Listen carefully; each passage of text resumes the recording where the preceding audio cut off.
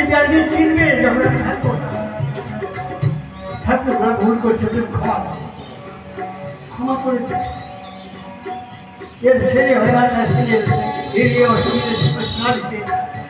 কত কাজ যে এখানে হয়েছে আমি তা অত বলবো না। আমি করি নাই, করেছে ঠাকুর।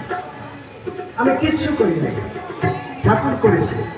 কিন্তু এরা সুখ পেলে মন হয় না কাছে, ধরতে চায় সে বিষের কাছে। সুখ পেলে কথা মনে থাকে না।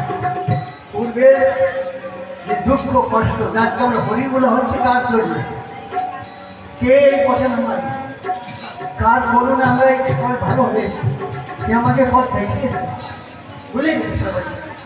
তুই একটা গান শিখে ভুলে গেছি। শুধু গান গাইলে হবে না, গান গালি ভগবানকে পাওয়া যায় না।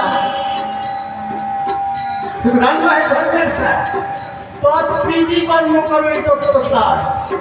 গুরুসাব ঠাকুর তো রাগ হয়ে গেছে রে, তো অত গান গাইছে কেন? মানে বুঝিস না, গানে যা কয় তার শুনিস, কত গান গাইতে এখনো সেই কুসংস্কার আমাদের মধ্যে রয়েছে। শুধু গান, শুধু গান। গানে কি করছে ব্যাখ্যা করবো, যে গানটা গাইলে সেই গানটা ব্যাখ্যা করবো, মানুষকে বুঝাও এই গানে এই কথাটা করছে, তুমি এইভাবে চলো। তা বাবা খালি গাইলেই গাইলে চলে। কর্তার গান গাইলে মহোৎসব ক্রিয়া করছে, এসব আমরা যার কাছে সব কর্তার গান। কর্তা না হলে আমরা ভুবা ছিলাম, আমরা লেখাপড়া শিখতাম না, জানতাম না। লেখাপড়া শিখেছি, কথা বলতে শিখেছি, কার জন্যে? কর্তার জন্যে। সব কর্তা ওই ওই গান না গেলে, আরে ওই গৌ কীর্তন গাতে গাতে কৃষ্ণ তারপর গৌ, এই গাতে গাতে মেলা শুনি যায়। শেষকালে একটু চাপ ওইটুকু আসল। এই সেই কালের মানুষকে এই পথে আনবার জন্য এই গানগুলো গাইয়েছে।